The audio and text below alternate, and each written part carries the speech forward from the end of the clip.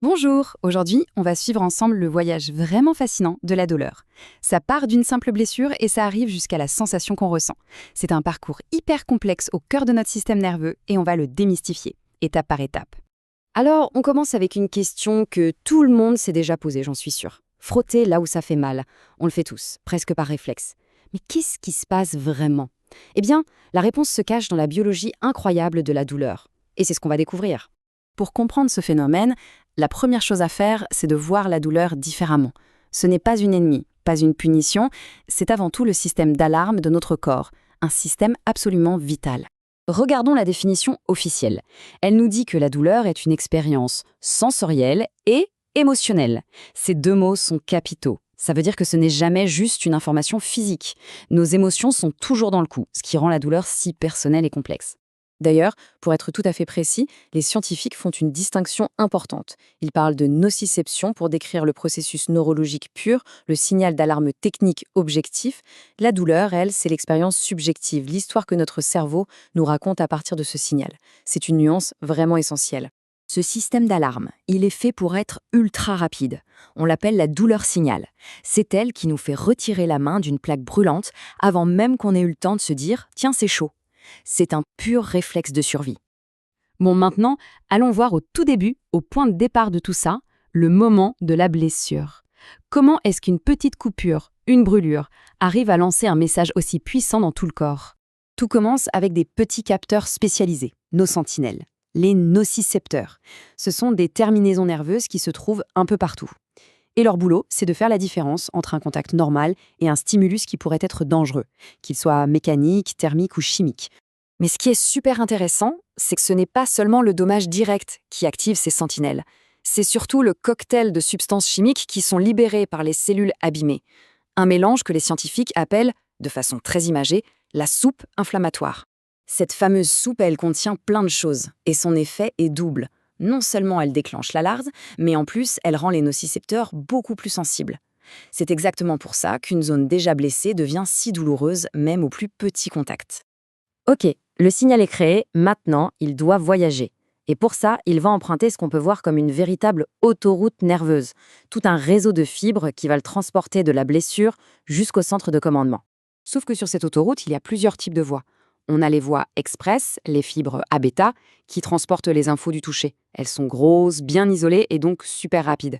Et à côté, on a les voies plus lentes pour la douleur, les fibres A-delta, et surtout les fibres C qui sont toutes fines et pas isolées du tout. Et cette différence de vitesse, elle est fondamentale. Voilà pourquoi on ressent souvent la douleur en deux temps. D'abord, il y a la douleur aiguë, vive, bien localisée, qui arrive très vite. C'est le high immédiat, transporté par les fibres A-delta. Et juste après, arrive une deuxième vague, une douleur plus sourde, diffuse, qui s'installe. Ça, c'est le message transporté par les fibres C, beaucoup plus lentes. Le signal a donc bien voyagé, mais il n'arrive pas directement au cerveau. Non, avant ça, il doit passer un point de contrôle hyper important, une sorte de douane située dans la moelle épinière. Et c'est là que ça devient vraiment passionnant. Ce point de contrôle, c'est la base d'une théorie qui a complètement révolutionné notre compréhension de la douleur, la fameuse théorie du portillon, ou gate control en anglais. L'idée, c'est que les signaux de douleur peuvent être filtrés ou même bloqués avant même d'arriver au cerveau. Alors, comment ça marche? C'est assez simple en fait. Les infos du toucher, qui arrivent par les fibres rapides A-bêta, et les infos de la douleur, qui arrivent par les fibres lentes, se retrouvent au même endroit. Le truc, c'est que les signaux du toucher peuvent activer un neurone spécial qui va fermer la porte, le portillon, aux signaux de la douleur. Et voilà, on a la réponse à notre question du début. Frotter une zone douloureuse, ça envoie plein de signaux touchés qui saturent le système et aident à fermer la porte à la douleur. Bon, une fois que le signal a réussi à passer le portillon, il entame la dernière ligne droite de son voyage, la montée vers le cerveau.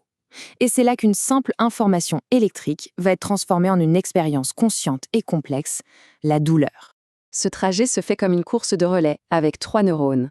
Le premier va de la blessure jusqu'à la moelle épinière. Le deuxième prend le relais, traverse la moelle et monte jusqu'au thalamus, qui est le grand centre de tri du cerveau. Et enfin, le troisième neurone distribue l'information depuis le thalamus vers les différentes zones spécialisées du cortex. Et là, il y a un point qui est absolument fondamental. Le cerveau, ce n'est pas juste un écran qui affiche le message. Pas du tout.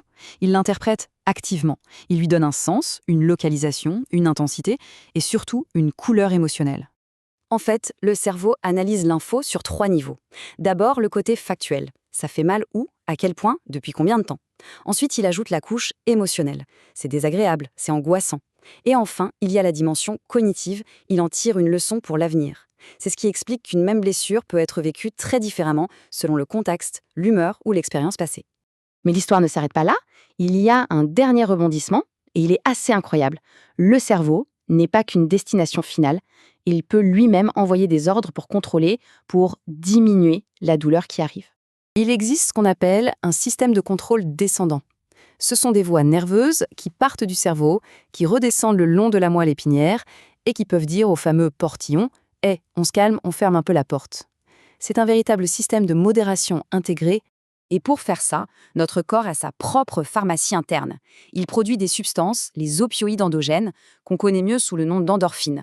Elles agissent exactement comme des médicaments antidouleurs puissants, comme la morphine, en venant bloquer la transmission du signal. Et ce système est d'une grande finesse. On a identifié au moins 3 grands types de récepteurs pour ces endorphines. Ça montre bien à quel point notre corps a évolué, non seulement pour détecter le danger, mais aussi pour pouvoir gérer activement la douleur. Finalement, ce voyage nous montre que le signal de douleur, c'est bien plus qu'une simple ligne droite. C'est un processus dynamique, filtré, modulé à plusieurs niveaux, et à la fin, c'est notre cerveau qui l'interprète. Ce qui nous amène à une dernière pensée. Si la douleur étant en fin de compte une construction de notre cerveau, qu'est-ce que ça nous dit sur notre propre capacité à influencer cette construction ?